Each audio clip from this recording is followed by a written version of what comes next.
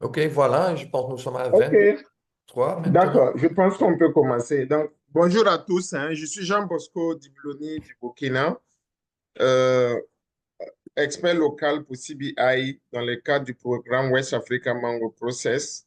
Nous accompagnons SENS depuis plusieurs années dans le secteur de la mangue pour faire le coaching des entreprises, mais aussi des conseils stratégiques pour l'exportation en Afrique de l'Ouest. Et depuis 2 ans aussi, SENS travaille dans le cadre d'un projet avec les entreprises de Bénin sur l'ananas.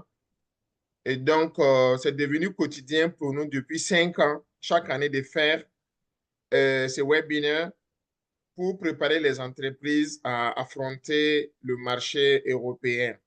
Donc, c'est vraiment un plaisir que la tradition se répète cette année.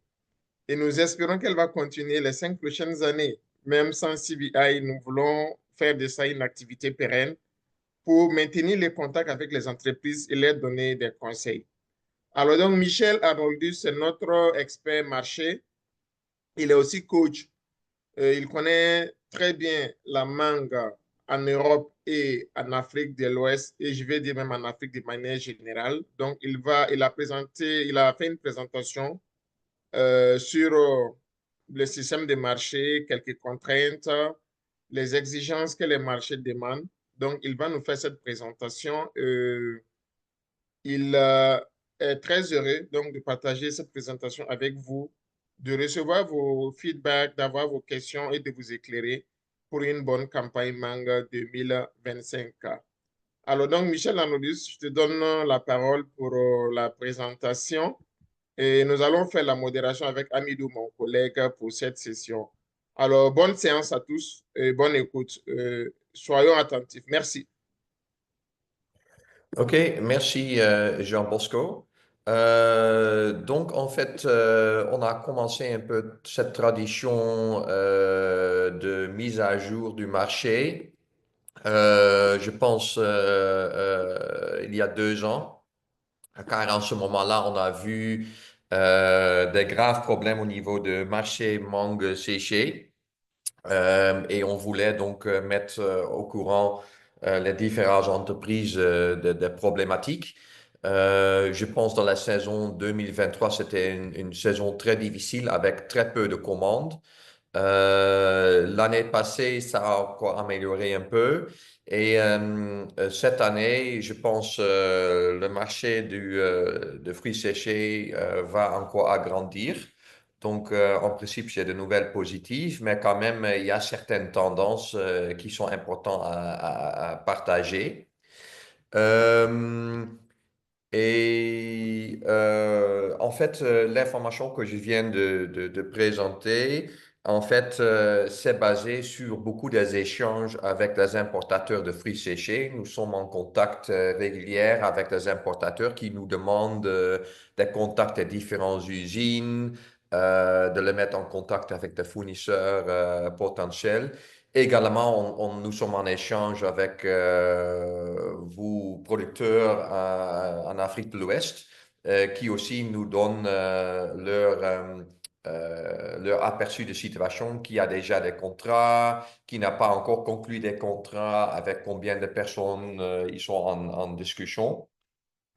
Et tout récemment, on a visité les Pays-Bas et l'Allemagne et aussi le Biofach avec une délégation de Bénin, de l'ananas séché. Mais il y avait aussi certaines entreprises burkinabées et ivoiriennes qui étaient présentes. Et là, on a aussi eu beaucoup d'échanges avec des importateurs de fruits séchés. Donc, on a pris toutes ces informations pour donner une mise à jour, en fait. Donc, on commence un peu avec la mangue séchée. Et après, je vais aussi rentrer sur les détails pour l'ananas séché. Euh, Qu'est-ce qu'on voit un peu au côté consommateur et la distribution? Je pense que l'inflation a ralenti, mais la crise du coût de la vie persiste. Hein. Donc, les dernières années, j'ai déjà expliqué que les coûts de tous les produits, de toutes les activités ont augmenté énormément en Europe. plus vite que le salaire. Et donc, il y a moins de l'argent disponible pour acheter des choses de luxe, pour faire des choses sociales, pour sortir, etc. en Europe. Et ça, c'est toujours un problème parce que chaque fois que moi je visite l'Europe, je suis aussi un peu choqué par rapport à les prix. Euh, Quand même, on a vu les prix de détail, le prix en détail des fruits séchés semble avoir diminué. Donc l'année passée, moi j'étais vraiment choqué de voir des prix de 40 euros par kilogramme vente en détail dans un supermarché. Et dans la dernière visite aux Pays-Bas, mais aussi notamment en Allemagne, on a vu que les prix sont un peu autour de 25, retournés autour de 25-30 euros le kilo, hein, prix vente en détail. Donc, je me demande, est-ce que aussi les supermarchés, ils ont vu qu'ils ont trop augmenté le prix et donc ils ont encore diminué un peu le prix pour vendre un peu plus. Euh, on voit aussi que maintenant les consommateurs réduisent leurs dépenses sur les expériences coûteuses, comme les repas au restaurant. Et normalement, quand ils font ça, ils dépensent un peu plus sur des choses de luxe à la maison. Toujours, on voit l'importance des supermarchés, discount, Aldi, Lidl, etc., continuer à croître. Et aussi, ça c'est visible dans la demande pour la mangue séchée. J'ai échangé avec pas mal d'importateurs qui visent un peu cette marché de Aldi et Lidl et qui cherchent donc de grandes quantités de mangue séchée à un prix très bas pour être capable de gagner cet appel d'offres. Euh, En général, il y a aussi une tendance dans laquelle les supermarchés sont en train de se battre avec les marques premium, comme par exemple Coca-Cola et tout ça, Lay's dans les chips. Ils se battent beaucoup et on a vu beaucoup de situations dans lesquelles les supermarchés ils vendent plus certaines marques parce qu'ils disent qu'ils sont devenus trop chers. Euh, donc, ça, c'est vraiment aussi quelque chose de nouveau. Donc, il y a un peu cette tendance de se battre entre eux. Euh, mais quand même, je vois que la demande des consommateurs semble être de retour. Et maintenant, on voit beaucoup des importateurs qui cherchent des quantités manques séchées importantes. Donc, la demande des côtés consommateurs, importateurs, marques, c'est vraiment, ça a repris, mais la pression sur le prix est forte. Donc, malgré qu'on a beaucoup de demandes maintenant, on ne voit pas encore une augmentation de prix de l'exportation. Euh, donc, je pense que la demande des consommateurs a peut-être repris. Tous les anciens stocks de 2022 ont été écoulés. Euh, les importateurs ont peut-être sous-estimé leurs commandes en 2023 et n'ont pas construit des stocks importants. Et les importateurs explorent donc de nouveaux marchés et de nouvelles propositions. Donc, dans les dernières années, j'ai vu en fait que tout le monde était peu fixé sur le business existant. J'ai écouté très peu des importateurs qui disent, Ah, moi je suis en train d'ouvrir maintenant un marché en Pologne, en Scandinavie, avec une nouvelle proposition bio équitable. Tout le monde dit non, j'ai pas de demande. Et maintenant, cette tendance de chercher de nouveaux marchés est revenue un peu. Et j'ai vu de nombreux importateurs qui recherchent de grandes quantités de produits. Hein, j'ai reçu pas mal de emails de gens qui disent, moi je cherche 500 tonnes, 600 tonnes. C'était en Europe, même aux États-Unis. Donc ça, maintenant tout le monde cherche encore des quantités. Et dans le biophare, on a vu beaucoup des entreprises burkinabées qui ont fait des deals, hein, qui ont vendu plusieurs des containers. Donc, je connais aussi des entreprises qui déjà ont contracté toute leur capacité de production de 2025. C'est déjà en principe vendu. Mais comme j'ai dit, le prix de la mangue séchée reste sous pression. Le pouvoir croissant des supermarchés discount, Aldi et Lidl, qui cherchent donc un produit moins cher. Euh, et j'ai vraiment l'impression que l'importance des appels d'offres pour les supermarchés est augmentée beaucoup. C'est juste dans les dernières 2, 3 années que j'ai écouté qu'il y a des supermarchés qui maintenant lancent des appels d'offres où ils demandent au marché de postuler un prix avec des échantillons pour un marché de 400 tonnes, 500 tonnes, 600 tonnes comme ça. Euh, et dans ce type d'appel d'offres, le prix est donc énormément important parce que c'est aussi difficile de vérifier la qualité. Donc le prix est devenu très important. Et là aussi, si quelqu'un gagne, d'un moment à l'autre, un importateur peut augmenter son business de 100 tonnes à 500 tonnes. Donc, cette personne qui a gagné cherche maintenant à se fournir et donc forcer à rapidement trouver des fournisseurs. J'ai également vu notamment des importateurs allemands qui cherchent actuellement des fournisseurs qui sont capables de leur livrer à 6 euros ou 6,50 € CNF et ils préfèrent aussi une certification BRC pour se préparer pour un appel d'offres.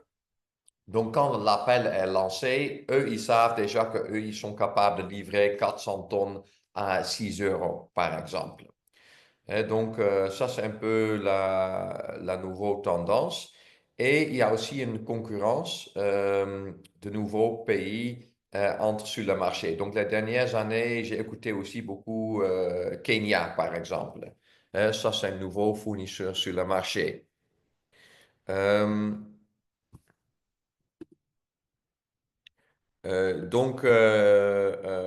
la conclusion aussi, c'est il faut améliorer l'efficacité et réduire le coût de production par unité pour en fait rester compétitif et rentable. Une autre chose que on a vu, c'est la certification devient plus importante.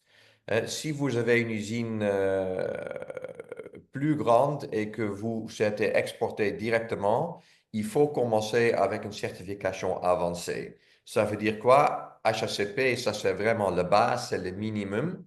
Mais il faut aller vers un FSC 22000, une BRC ou bien IFS. Ça, c'est de plus en plus exigé. Et cette année, j'ai reçu pas mal de demandes des importateurs qui cherchent forcément une usine certifiée BRC. Euh, mais il faut aussi dire que je connais maintenant au moins 4 usines au Burkina qui sont certifiées BRC. Et donc, ça veut dire que c'est vraiment possible. Mais si en principe vous avez une capacité de production de 200 tonnes, il faut vraiment forcément aller vers le BRC, hein. Ça, c'est déjà clair pour moi. Euh, Maintenant, j'ai pas la version toute dernière de cette présentation parce que moi, j'ai ajouté un ou bien diapo ce matin par rapport à la situation aux États-Unis. Donc, je vais juste arrêter rapidement le partage d'écran pour ouvrir l'autre version. Attends une minute. Euh,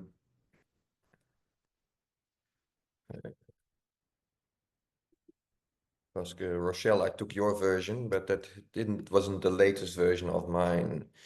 Um, I have it.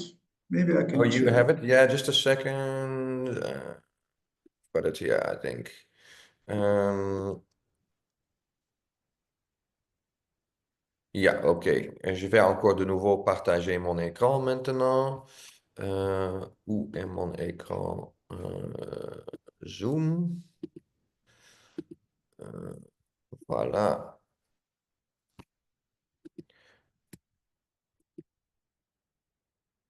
Euh,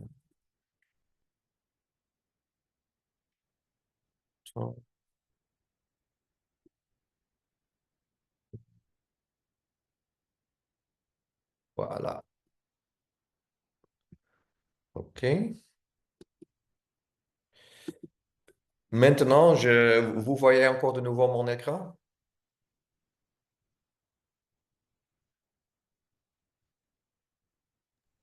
Oui, Oui, c'est c'est bon. visible. Ok, c'est visible, c'est visible. Euh, il y a aussi une chose que moi je voudrais partager par rapport à le prix actuel. J'ai l'impression que le prix de vente pour la mangue séchée actuellement, exportation directe, CNF, c'est entre 6 euros et 7,20 €. J'ai pas écouté des gens qui sont capables de toucher plus que 7,20 €, 7,30 €, peut-être à peine 7,50 €.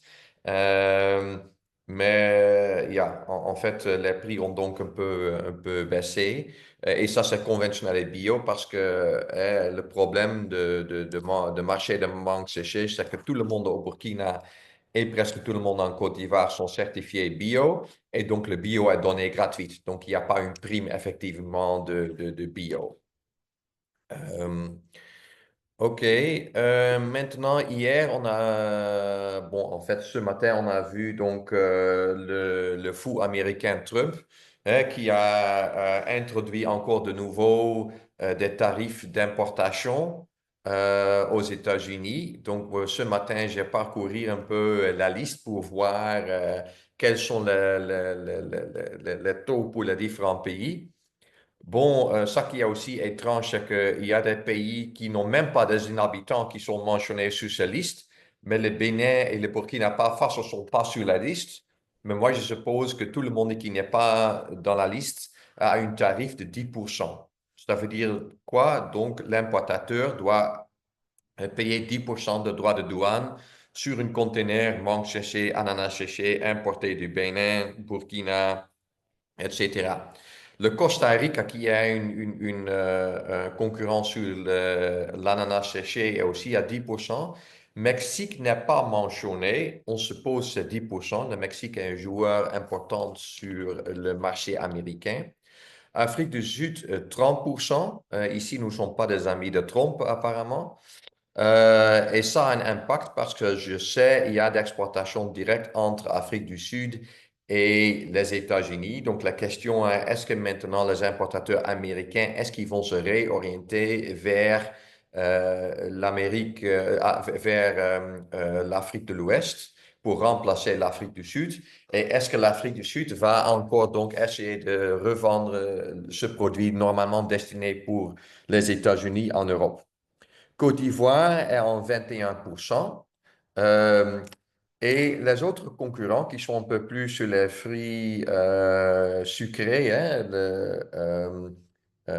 les fruits confits, le Thaïlande, le Vietnam et les Philippines, ils ont aussi des droits de douane assez élevés. Donc, Afrique du Sud et Côte d'Ivoire ont vraiment un désavantage là. Euh, quel sera maintenant l'impact? C'est difficile à dire. C'est chaos, c'est chaotique, ça c'est sûr, parce que c'est pas connu combien de temps ces tarifs vont rester. C'est possible que demain ils sont pas, ils sont éliminés. Ça peut être une année, ça peut être la prochaine mois. Donc en termes de planification, c'est très difficile. Euh, comment est-ce que ça sera organisé? Si vous avez une conteneur en route vers les États-Unis, est-ce que c'est déjà payable la droit de douane ou non? Personne ne sait. Est-ce que les importateurs vont changer de fournisseur ou bien combien de temps aussi? C'est pas connu. Parce que si les tarifs peuvent être abandonnés demain, est-ce que quelqu'un va investir pour maintenant trouver de nouveaux fournisseurs? C'est aussi difficile à dire. Et est-ce qu'il y a des exportateurs qui vont se réorienter vers l'Union européenne? Ça, c'est aussi possible, hein, comme dans le cas de l'Afrique du Sud. Donc, l'impact sur le prix de vente aussi, c'est pas connu. Est-ce que peut-être un importateur américain va dire, écoute, là, j'ai un droit de douane de 10%, est-ce que tu peux couper le prix avec 5 à 10%? Et ça peut être qu'il veut essayer. Euh, bon, il faut donc attendre quel sera l'impact. C'est difficile à dire. Maintenant, je voudrais aller un peu à l'ananas séché. Et là, on a vu une forte augmentation de la demande. Donc, il y a une année, personne au niveau de l'importation était vraiment intéressé par l'ananas séché. Tout le monde a dit, il y a pas vraiment une demande, c'est pas un produit qui est connu. Et aussi, il y avait le Ghana qui était un joueur important qui a vendu des quantités importantes à un prix très abordable de 6,50 €, 7 euros comme ça. Donc, il n'y avait pas une grande opportunité. Mais maintenant, beaucoup des importateurs, ils cherchent des quantités importantes. Même il y a 30 secondes, 30 minutes, j'ai vu une message d'un importateur qui cherche des quantités. Donc maintenant, il y a au moins une demande de 2, 3, 400 tonnes qui est dans le marché qui n'est pas satisfiée. Euh, la question est, est-ce que c'est parce que la demande de consommateurs a augmenté ou bien est-ce qu'il y avait un problème des autres fournisseurs? Bon, c'est difficile à répondre pour nous. Peut-être c'est une combinaison de les deux, mais on sait qu'il y a un déclin de la production, notamment au Ghana. Parce qu'au Ghana, ils ont un problème d'approvisionnement en ananas frais. Donc, ça, c'est clair. Euh, donc, qu'est-ce que se passe en termes d'approvisionnement sur l'ananas séché? Le Ghana était le leader du marché, en particulier la firme HPW, mais ils ont des problèmes d'approvisionnement. Il y a des pénuries d'ananas frais et le fruit devient beaucoup plus cher. Les agriculteurs semblent de se reconvertir vers d'autres cultures. Il dit que le cycle de production est trop long. C'est difficile à obtenir des fonds de roulement parce qu'un cycle d'ananas, c'est 14 mois. Et il ne veut plus produire l'ananas. Et les prix augmentent donc beaucoup. Euh, à l'époque, il y a 2, 3, 4 ans, on a pensé que le Côte d'Ivoire peut aussi jouer un rôle important sur la production de l'ananas séché parce qu'il y a la production de MD2 au sud. Et HPW, ils ont construit une usine de séchage au Bonnois, hein, au sud, pour également transformer l'ananas là-bas. Mais aussi en termes de production de l'ananas, la demande augmente en Côte d'Ivoire aussi pour la production du jus, mais la production n'augmente pas. Et si vous voulez actuellement avoir une quantité d'ananas frais pour le transformer en Côte d'Ivoire à un prix abordable, il faut préfinancer les producteurs pour avoir accès aux produits. Donc aussi, la possibilité de Côte d'Ivoire de s'agrandir est limitée. Maintenant, le Togo, depuis 10 ans, j'ai écouté de l'ananas séché de Togo, mais on a l'impression que ça augmente pas. Hein, il y a plusieurs des entreprises aussi qui disent que, bon, on a investi, mais jusqu'à la jour d'aujourd'hui, on ne trouve pas une qualité consistante au Togo qui nous permet de vraiment agrandir et développer ce marché parce qu'on n'a pas un bon produit dans la main.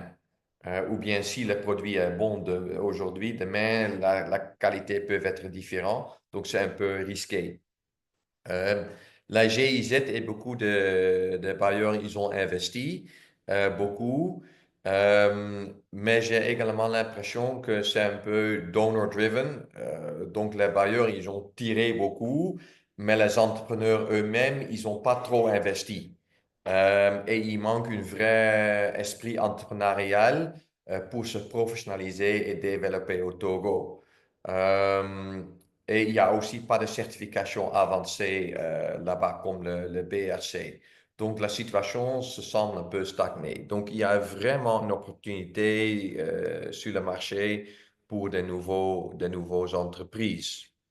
Parce qu'eux, ils ont tous du mal à fournir des volumes avec la bonne qualité, au bon prix, avec la certification ADK. Donc, si aujourd'hui vous avez 200 tonnes d'ananas séchés, non collantes, bonne coloration, avec une certification même HACCP, vous avez un bon marché. Ça, c'est clair. En termes de prix, les prix séchés ont vraiment augmenté pour l'instant. Euh, à l'époque, le prix d'ananas séché était aligné avec ceux de la mangue séchée et souvent un peu moindre même. Au moment que HPW a produit beaucoup au Ghana, j'ai écouté des prix de 6,50 € CNF Europe pour l'ananas, mais c'était entre 6,50 et 7,5 € le kilo pour le conventionnel. Et pour le bio, c'était un peu autour de 7,50 € jusqu'à 8,50 €. Maintenant, à raison de la pénurie, je pense que même 8 € pour le conventionnel est jouable et peut-être 9 € le kilo pour le bio. Mais au même moment, il faut dire que cela limitera le volume de vente. Donc, sur Biofach, on a écouté les importateurs qui disent oui. 9 €, c'est jouable, mais en ce cas-là, j'ai peut-être une demande pour un conteneur, mais si vous êtes capable de livrer à 7,50 €, je peux prendre 3 conteneurs. Donc, et aussi avec les prix comme ça, c'est clair qu'il y a des nouveaux concurrents qui entreront sur le marché, ce que fera baisser le prix. Donc, à mon avis, ce prix à la longue n'est pas durable. J'ai l'impression que ça va diminuer. Et notamment, je regarde donc le Costa Rica, qui sont des très grands producteurs de l'ananas frais qui ont capturé 90% du marché en ananas frais en Europe, qui sont après aussi devenus forts en termes de jus. Et on a trouvé un bon produit de Costa Rica en Allemagne dans le mois de février. Donc, avec ce niveau de prix, c'est sûr que le Costa Rica va agrandir leur production et ça va à la longue baisser le prix. Donc, la conclusion pour moi, c'est qu'il faut profiter de ces prix élevés pour renforcer votre capacité et au même moment devenir plus efficace avant que les prix va diminuer. Donc, pour le moment, si vous arrivez à vendre à 9 € parce que vous n'êtes pas trop efficace encore, ça va vous permettre de gagner un peu de l'argent, mais il faut se réinvestir dans votre production pour être plus efficace dans l'avenir. Et quand les prix vont encore baisser, de rester toujours compétitif. C'est ça un peu la situation. OK. Dernièrement, comment gérer la pression sur les prix? Euh, donc,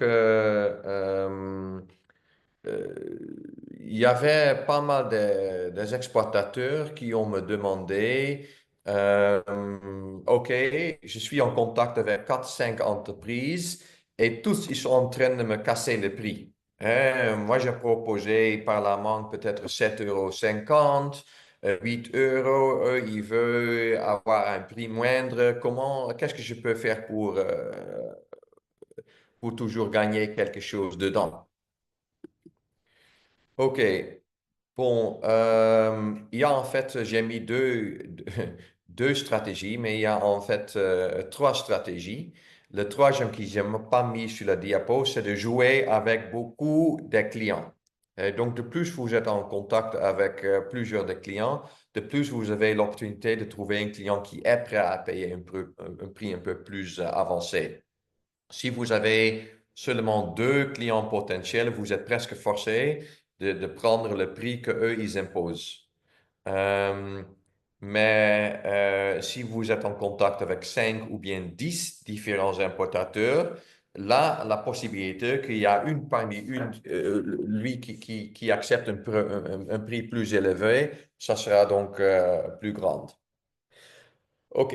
En dehors de ça, il y a donc la réduction des coûts de production. Je pense avec les groupes au Burkina et en Côte d'Ivoire, sur la Manche, on a travaillé beaucoup sur l'efficacité de main-d'œuvre, l'efficacité en termes de kilogrammes de produits frais pour 1 kilogramme de produit fini, contrôler le mûrissement contrôler tous les aspects de la production avec des critères de performance pour chaque section qui sont mesurés tous les jours avec un feedback direct, etc. Euh, Donc, ça, c'est une stratégie. Aussi, remplacer le gaz avec le biomasse, hein, le séchoir avec une chauffe d'eau, ou peut-être avec le biogaz. Tout ce sont des méthodes pour diminuer le coût de production. Et la deuxième stratégie, c'est la différenciation. Donc, il faut être différent que vos concurrents. Si vous avez le BRC, mais vos concurrents n'ont pas le BRC, là, tu as une opportunité pour peut-être négocier un peu plus fort. Euh, les réductions de coûts, j'ai déjà expliqué. Donc, c'est réduire la consommation d'énergie, passage au biomasse gaz, augmenter la productivité de travail, avoir moins de travailleurs qui sont plus efficaces, euh, optimiser la gestion des matières premières, diminuer le coût financier, ça c'est aussi important. Il faut aussi ensemble regarder avec votre acheteur qui paye le taux d'intérêt le plus élevé. Euh, Parce qu'une avance qu'un importateur vous donne, l'importateur, à son côté, il est forcé de prêter ce montant. Et cela a aussi un coût. Donc, ils vont casser votre prix. Euh, donc, ensemble, il faut regarder qui a accès à financement le moins cher. Et la cinquième chose, c'est de valoriser les déchets et les sous-produits. Il y a même 10 ans qu'on a importé des machines pour transformer la mangue, les tranches de deuxième et troisième catégorie en snack, en bar, etc. Ça, c'est une possibilité qui est toujours là. J'ai un importateur qui a même un marché pour ça en Europe. Donc, ça, c'est une opportunité qui est là. Les déchets, on peut aussi transformer en compost ou bien en biogaz. Donc là aussi, ça peut tous aider à diminuer finalement le coût de production. Euh, Différenciation, donc des options adaptées aux différents clients. Euh, on peut offrir différentes qualités à différents prix. Euh, Par exemple l'anacarte, il y a beaucoup de différents grades. Il y a des grades en fonction de pourcentage de cassés, de noix cassées, la taille des noix, etc. Et là, on peut offrir de différents mélanges. Donc, on peut aussi voir, OK, vous voulez un produit de 6 euros le kilo? OK, on va mélanger donc 25% de deuxième choix dedans. Voilà échantillon produit 6 euros.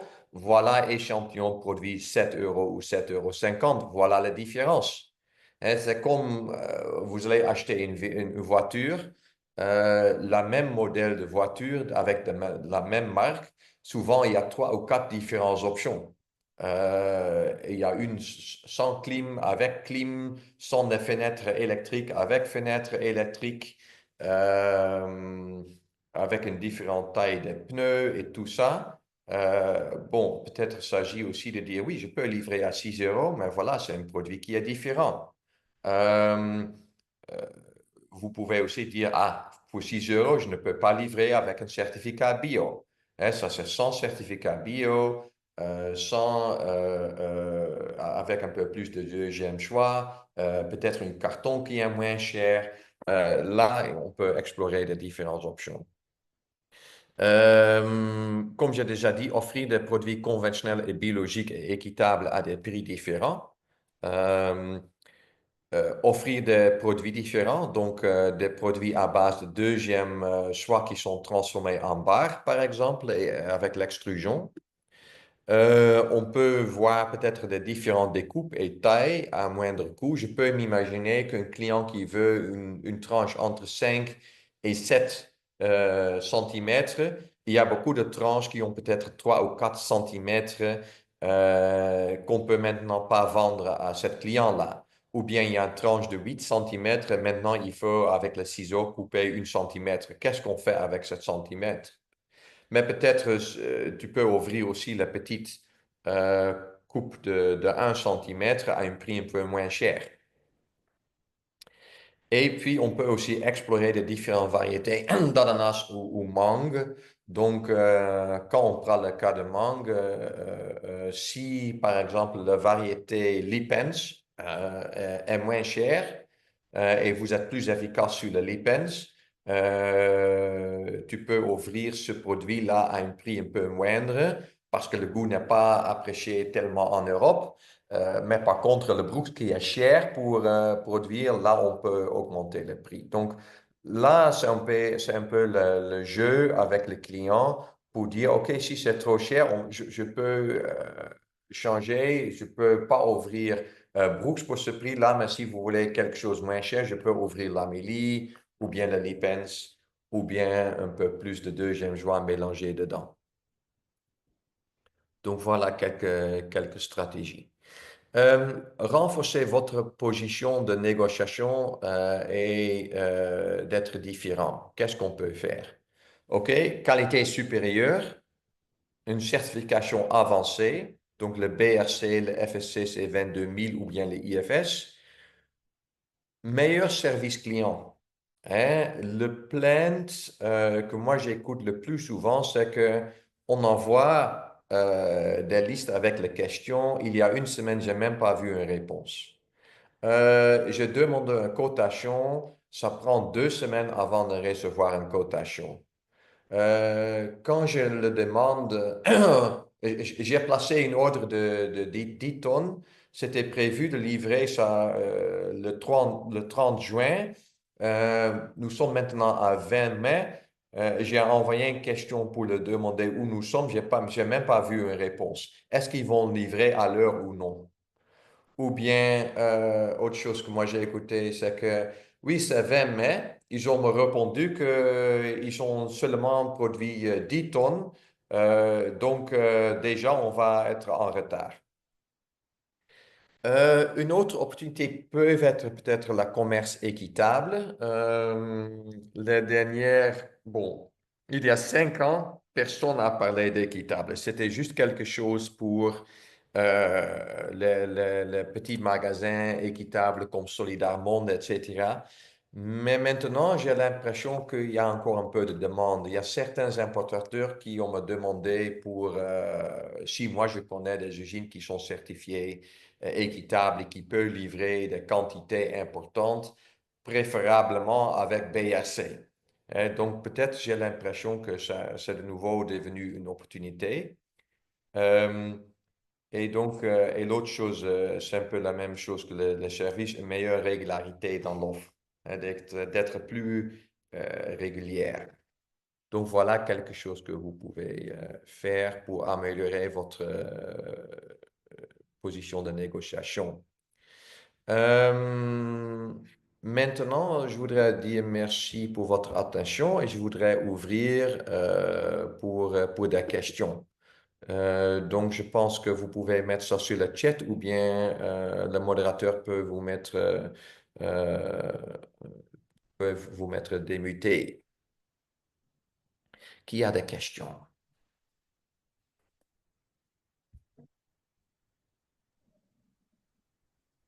OK, merci beaucoup, Michel. Pour ceux qui ont des questions, vous pouvez lever la main, je peux vous permettre de parler.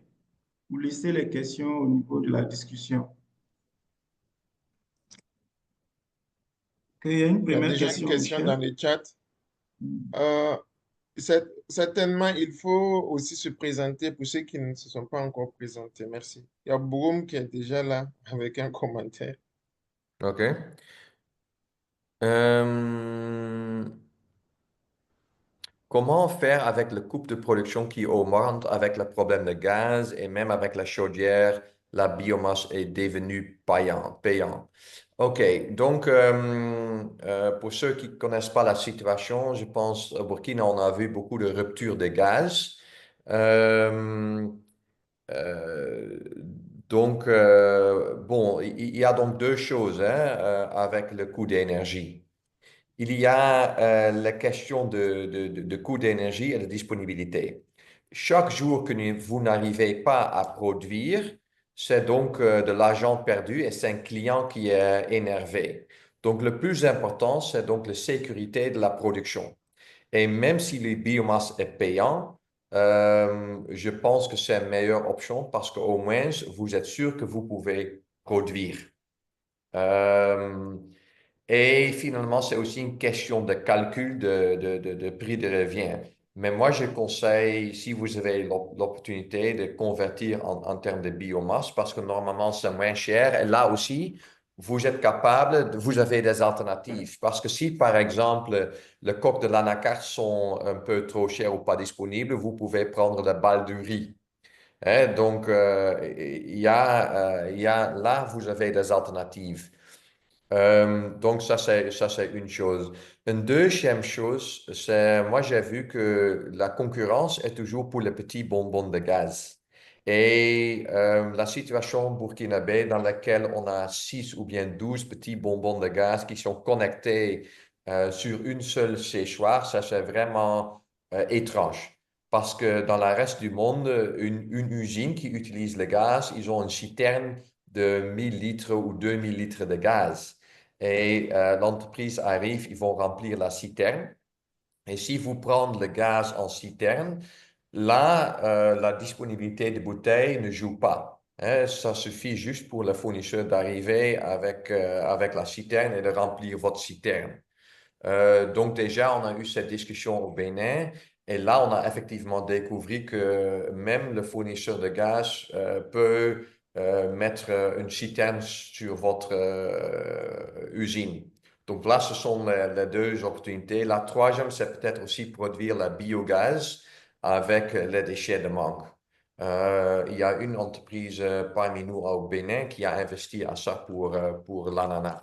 Donc, pour convertir les déchets d'ananas en biogaz. Je sais qu'à Ouaga, il y a une entreprise qui fait ça déjà. Donc, ce sont un peu les trois opportunités. Aller aux chaudières, gaz par citerne ou bien produire votre propre biogaz. Mais il faut aussi dire que la situation de gaz, c'est connu depuis 10 à 15 ans. Et si vous, maintenant, vous trouvez dans une situation que le gaz est difficile, c'est parce que vous n'avez pas suffisamment anticipé, parce que c'est pas une surprise qu'on a tombé dans un problème de gaz. Hein. Depuis 10 ans, plusieurs de personnes ont dit que la subvention à une journée, ça va arrêter. Donc, normalement, il faut prévenir aussi ce type de problème. Hein. C'est la question de gestion des risques. OK, merci. Madame Nathalie, vous pouvez ouvrir votre micro et poser votre question.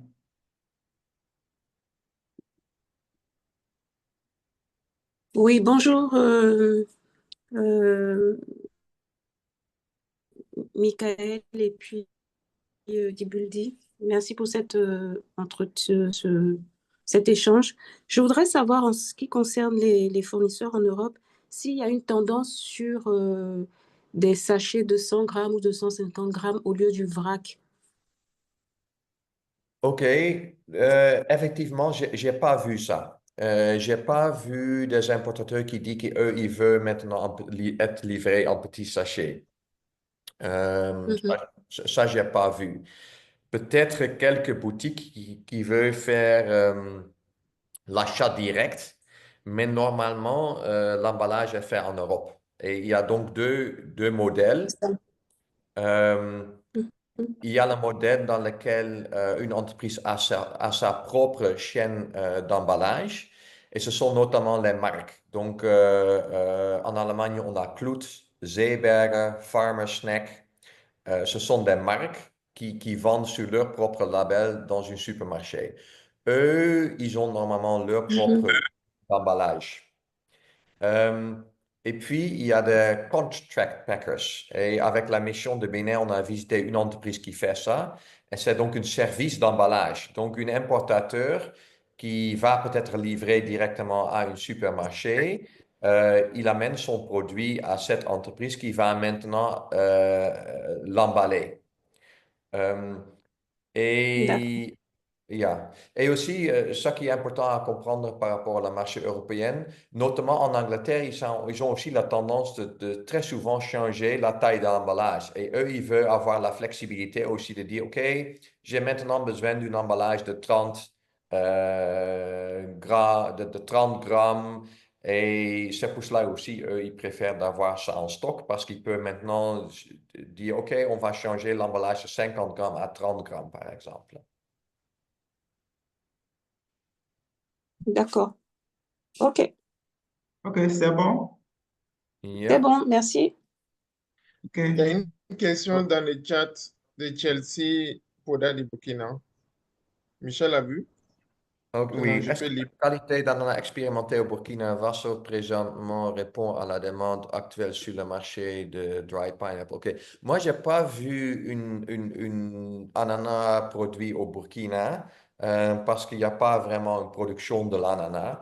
Et à mon avis, c'est un marché qui est très difficile à développer pour le Burkina parce que le coût de transport d'ananas sont très élevés, hein, parce que si on prend l'ananas, ça prend énormément de l'espace dans un camion. Et à l'époque, c'était difficile d'importer l'ananas de Bénin ou bien de Côte d'Ivoire ou le Ghana au Burkina. Pour produire l'ananas séché, il faut être très proche de matières premières parce qu'il faut au moins 17 kg ananas frais pour 1 kg ananas séché. Par contre, ce qui est possible, c'est de chercher la coopération avec les entreprises béninoises. Si vous, par exemple, au Burkina, si vous avez un client qui cherche l'ananas, peut-être de travailler avec une usine au Bénin et ensemble faire une proposition pour ce client-là. Oui, Michel, je pense que peut-être que la personne peut expliquer davantage sa question OK. en prenant la parole. Mais je voulais d'ores et déjà demander c'est quelle variété que le Burkina est en train d'expérimenter. Ça nous permettra de répondre précisément à sa question. Merci. Chelsea, tu peux expliquer? Fais ouvrir le micro, Kelsey. Ok. Bonjour à tous. En fait, j'ai pas la spécificité sur la variété qui est produite actuellement au Burkina. Je vais peut-être me renseigner là-dessus.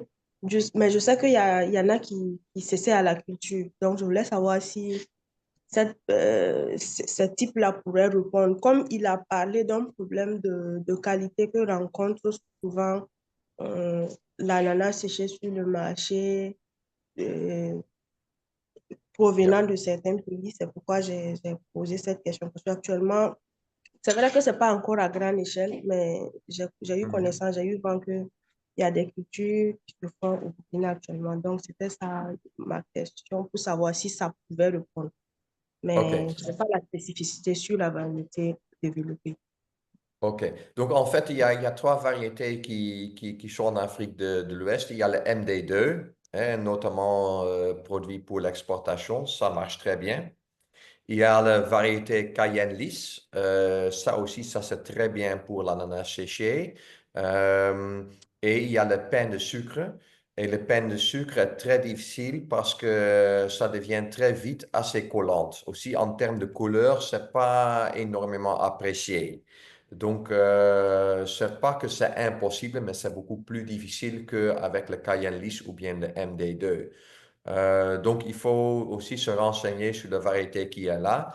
Euh, la différence pain de sucre Cayenne lisse ou MD2, c'est très difficile à voir parce que la couleur de pain de sucre est vraiment blanc et aussi le forme de cet ananas n'est pas un peu comme ça, comme un petit entonnoir.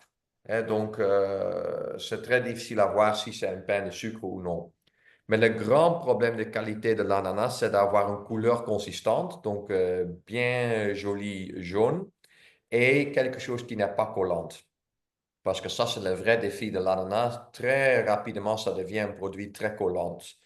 Et pour ne pas avoir un produit collant, il y a, je pense, on a identifié au moins 8 ou 9 différentes choses qui ont une influence, dont une est la variété, mais aussi c'est la température de séchage, c'est la température de stockage, le taux d'humidité. Il ne faut pas avoir l'ananas qui est trop mature, hein, parce que si c'est vraiment mature, il y a trop de sucre dedans. C'est l'épaisseur de coupe. tout ça a une influence sur cet aspect collant. Et ça, c'est vraiment le grand défi de production de l'ananas, c'est d'avoir quelque chose qui n'est pas collant. Et pourquoi cet aspect collant est important? C'est parce que si c'est collant, c'est impossible de bien emballer le produit automatiquement. Parce qu'en Europe, on ne fait pas l'emballage manuel. Ça, c'est trop cher. Tout est fait par machine. Donc, si le produit est collant, ce n'est pas possible avec la chaîne d'emballage. Ok, merci beaucoup. OK, il y a une question de Estelle par rapport à comment choisir les certificats. OK, donc d'abord, bon, il faut comprendre, il y a deux types de certificats. Il y a le certificat spécifique, donc le bio et l'équitable. Ça, c'est pour avoir accès à un certain marché de niche. OK? Ça, c'est un côté. Et il y a un autre type d'emballage qui s'agit de conditions d'hygiène dans lesquelles le produit est produit. Donc, c'est sécurité, est-ce que c'est sécurité alimentaire? C'est santé alimentaire? Bon. Euh, la deuxième catégorie, ça commence avec la HACCP. Ça, c'est la base. Et ça, c'est le premier pas parce que si vous n'avez même pas HACCP, c'est très difficile d'aller à quelque chose de plus avancé. Maintenant, il y a donc trois certificats. Il y a le FSCC 22000, le IFS et le BRC. Euh, le FSCC 22000, c'est le moins compliqué. Donc, à mon avis, ça, c'est le prochain pas parce que c'est moins compliqué que le BRC. Et l'écart entre HP et BRC est énormément grand. Et quand même, je pense, quand vous dites, non, j'ai pas le BRC, mais j'ai FSC, c'est 22 000, c'est déjà 95% gagné. OK? Le IFS est un peu entre les deux. Et à l'origine, le BRC était pour Angleterre et le IFS pour les autres pays européens. Maintenant, je sais pas pourquoi, mais beaucoup des importateurs, ils parlent de BRC, donc ça marche pour tout le monde. Mais à mon avis, peut-être commence avec le FSCC 22000 parce que ça, c'est le moins compliqué. Et si après, vous avez un certain client qui dit non, mais forcément, ça doit être BRC, peut-être ça sera la prochaine pas. Le bio est aussi intéressant pour l'ananas, hein, parce que là, on a vu qu'il y a une prime. Et si vous avez le bio, on peut jouer sur les deux. Et le certificat bio n'est pas difficile à obtenir. Ça, c'est clair. Parmi tous les certificats, j'ai l'impression que le bio est le moins difficile. L'équitable, ça c'est un investissement assez plus grand. Donc là, il faut le faire seulement si vous avez déjà un importateur qui dit non, non, lui, il veut s'engager stratégiquement avec vous et qui a vraiment un marché pour ça, parce que ça doit être partie d'une coopération long terme, à mon avis. Donc j'espère que ça répond à votre question. OK, merci.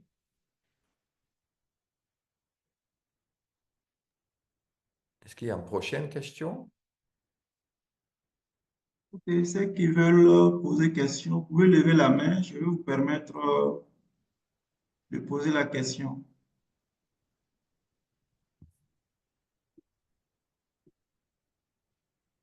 Ok. Ah, il y a une question de Oui. Georgiane.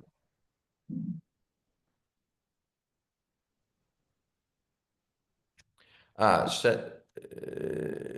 c'est la question de tarif de douane de Trump.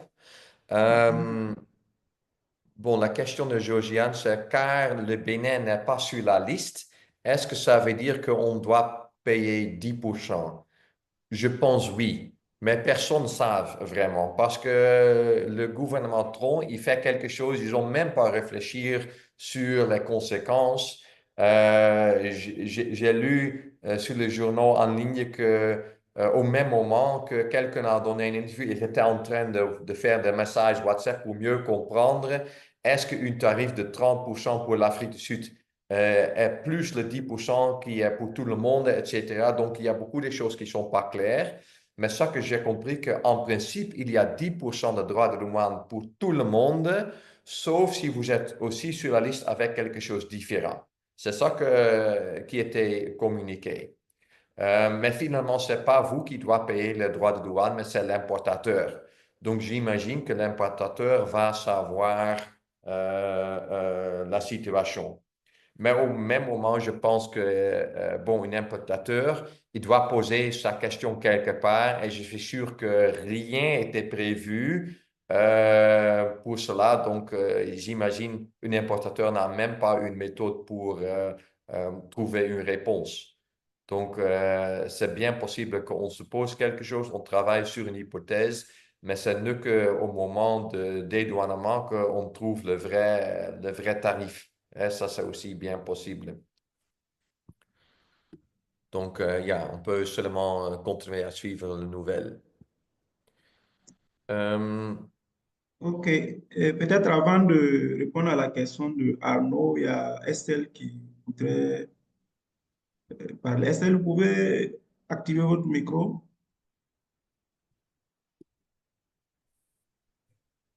Bonjour, chers tous. Vous m'entendez? Oui. Oui, très bien. Ok, dans le développement de Michel, il a énuméré beaucoup d'accompagnements pour la réduction des coûts de production et la qualité du produit fini au Burkina. Je voudrais savoir qu'est-ce qui est prévu pour le Bénin. Il a parlé par exemple du brunissement et comment réduire la main-d'œuvre. Il a énuméré certaines mesures Mhm. dans son speech. Je voulais savoir ce qui est prévu pour le Bénin. Donc, bon, on a beaucoup de travail à faire ensemble au Bénin. Hein. Donc, je pense maintenant nous sommes en train de travailler sur la qualité des produits, l'aspect non collant, les séchoirs, la technologie de séchage. Et je pense que dès que vous maîtrisez bien la qualité et on a donc un produit à vendre, la prochaine pas sera maintenant aussi la gestion de la production. Parce qu'en ce moment-là, la question est, OK, est-ce qu'on peut maintenant reproduire la qualité qu'on a fait dans une test avec 30 kg aussi en échelle de 3 tonnes? Hein, ça sera la prochaine pas. Et en ce moment-là, on peut voir sur les choses qu'on a fait à Burkina, comment on peut les adapter pour l'ananas au Bénin. Hein. Donc, il y a des fiches de suivi de production qui sont déjà là, qui existent, avec aussi quelques exercices, avec une livre d'instructions. On peut déjà partager avec vous ça aussi. Et peut-être vous pouvez l'adapter un peu vous-même sur la situation ananas, ça c'est possible. Euh, Au Burkina, en Côte d'Ivoire, on a expérimenté, on a discuté, expérimenté aussi avec de différentes formes de rémunération pour la main-d'œuvre, de changer un système avec un coût journalier à un coût basé sur la productivité d'une équipe. Euh, je pense que ce sont aussi des expériences on peut partager avec le Bénin. Euh, à mon avis, ça sera peut-être la prochaine étape pour la fin de l'année, ou bien la deuxième partie de cette année ou bien la prochaine année. OK, merci. Yeah. Il y a une question de Arnaud. Yeah. OK. Je vais lire la question. Est-ce que les producteurs Arnaud, oui. Oui. Est-ce que les producteurs peuvent se ravitailler en emballage autre que ceux fournis par la client européenne, emballages qui ont les mêmes caractéristiques barrières? Euh, Oui, je pense, c'est normalement, c'est pas la préférence d'un acheteur de vous fournir avec un emballage, hein. C'est mieux si vous trouvez votre propre emballage. Euh, mais c'est toujours bon de d'abord aussi montrer l'emballage à votre client pour dire, OK, est-ce que vous pensez que c'est bon? Et puis, en ce qui concerne les sachets, il faut avoir des certifications, hein, que le produit est apte pour conserver un produit pour la nourriture. Tu ne peux pas utiliser des sachets en plastique si c'est un emballage qui n'est pas certifié. Donc, ça, c'est important. Et puis, c'est aussi une question de discussion avec votre client, hein, parce que il faut aussi regarder quelle option est la moins chère. Est-ce que c'est moins cher si votre client envoie ses emballages ou bien si vous prenez votre propre emballage? Hein, ça, c'est aussi à regarder. Mais en principe, la plupart des entreprises au Burkina, ils prennent leur propre, bon, l'emballage qu'eux-mêmes, ils achètent, en fait. Ça, je ne connais pas trop de cas dans lesquels les clients envoient l'emballage. Ok, merci, Monsieur Bougou. Euh, c'est une petite question qui tourne dans ma tête comme ça, peut-être adressée à Michel. Quelle est la différence entre mangue séché et puis mangue déshydraté? Est-ce qu'il y a une différence? Parce que on voit aussi que même au niveau des fournisseurs d'équipements, quand il y a le tunnel, par exemple, et il y a des sortes de conteneurs qui déshydratent la mangue. Et le système c'est pas pareil. La plupart des déshydrateurs, même, c'est des équipements 100% électriques, quoi. Maintenant, je voudrais savoir la différence en matière de produits finis. Yeah, ok. Non, pour moi, c'est la même chose, hein. Déshydraté, séché, ce ne sont pas des termes scientifiques qui sont forcément différents. Donc, mais les appareils qui sont 100% d'électrique dont vous parlez, euh, bon, en fait, pour déshydrater la mangue, il faut une type de chaleur et il faut mouvement de l'air, une évacuation de l'air. Ça, c'est clair. Et il y a certains séchoirs qui utilisent des éléments électriques pour créer la chaleur. Il y a aussi des séchoirs qui utilisent une pompe, heat pump. Donc, c'est un type de clim renversé. Et donc, il ajoute donc de l'eau chaude, en fait, au séchoir. Donc, ce sont en fait les deux modèles. Et puis, il y a encore une différence entre chauffage direct et indirect. Direct, ça veut dire qu'avec une flamme, hein, donc avec le gaz, parce que là, on a donc une seule pointe de chaleur, hein, c'est la flamme qui est directement un peu en contact avec le produit. Et indirect, ça peut être donc la pompe à chaleur, ça peut être l'élément électrique ou bien l'échangeur de chaleur avec le chauffe-d'eau. Hein, donc, ce sont un peu les différentes choses. Mais en fait, déshydrater, sécher, ça veut dire rien. Euh, et même, il y a des gens qui disent que, OK, une produit qui est mis dans le sucre, ça c'est aussi déshydraté. Donc, donc certaines entreprises, ils parlent d'un déshydrateur, autres parlent d'une séchoir, mais il faut simplement regarder de façon technique quelle est leur source de chaleur et de mouvement de l'air. Et l'autre chose qui aussi peuvent être différentes, maintenant aussi, il y a aussi des méthodes pour déjà diminuer le taux d'humidité dans l'air qui rentre dans le séchoir. Donc d'abord, l'air passe par une truc, ça peut être même un type de clim qui déjà va enlever un peu l'humidité de l'air avant de le mettre dans le séchoir. Parce que, bon, en zone tropique, très souvent, il y a déjà 70% de l'humidité dans l'air. Et si peut-être on peut diminuer ça à 30%, l'air a une capacité plus élevée pour absorber l'humidité de produits dans le séchoir.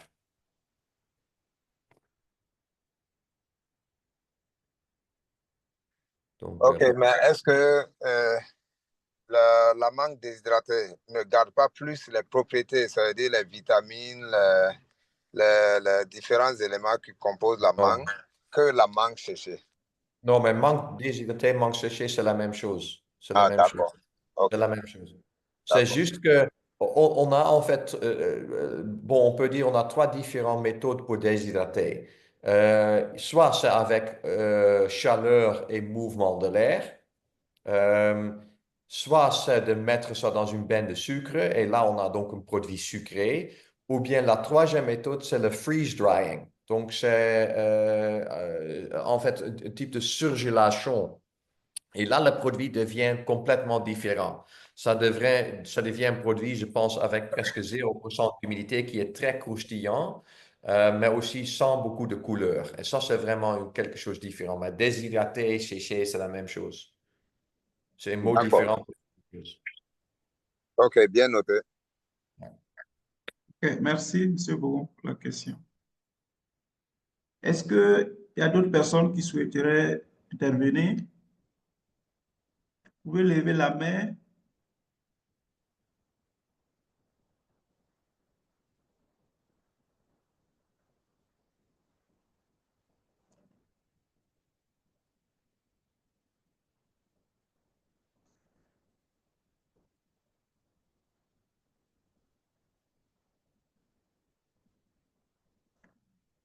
D'accord, visiblement, il n'y a pas d'autres questions, Michel.